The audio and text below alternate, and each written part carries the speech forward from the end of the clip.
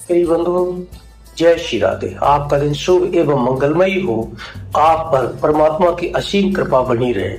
हमेशा प्रसन्न रहें, स्वस्थ रहें। परमात्मा के इस आशीर्वाद को सहृदय ग्रहण कीजिए।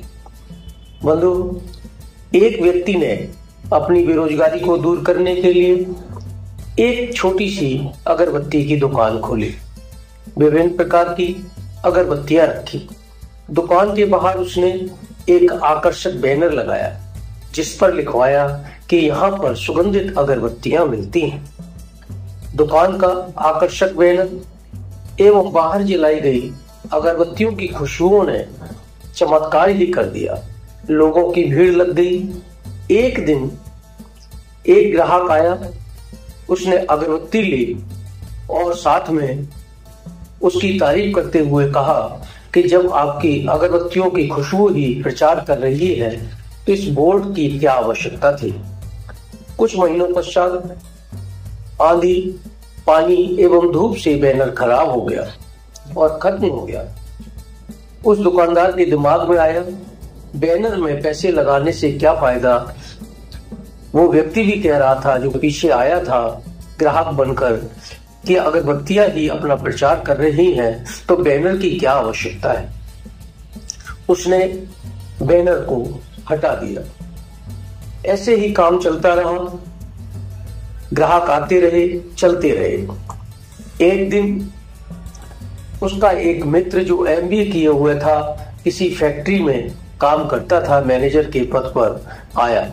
उसने राय दी कि तुम दिन भर में अपनी अगरबत्तियों के प्रचार करने के लिए 100 रुपए की अगरबत्तियां जला देते हो, इससे क्या फायदा। लोग तो दुकान जान ही गए हैं, आने जाने लगे हैं। अब दुकान ऐसे ही चलती रहेगी। तुम कुछ बचत करना सीखो और आज के मॉडर्न तरीके में ढल जाओ। खुली दुकान अच्छी नहीं लगती। तुम अगरबत्तियों को जलाना बंद करो और 100 रुपए के हिसाब से पूरे वर्ष में आप 36,000 रुपए की अतिरिक्त बचत कर सकते हो। दुकान में एसी लगा लो, स्टैंडर्ड बढ़ेगा और ग्राहक और आएंगे। बंधुओं, उसके बाद दिमाग में बैठ गई और उसने एसी लगवा लिया, दुकान में कांच लगवा लिया। दुकान बाहर से बंद हो गई। ग्राहकों का आना धीरे धीरे कम हो गया। नए ग्राहक आए ही नहीं।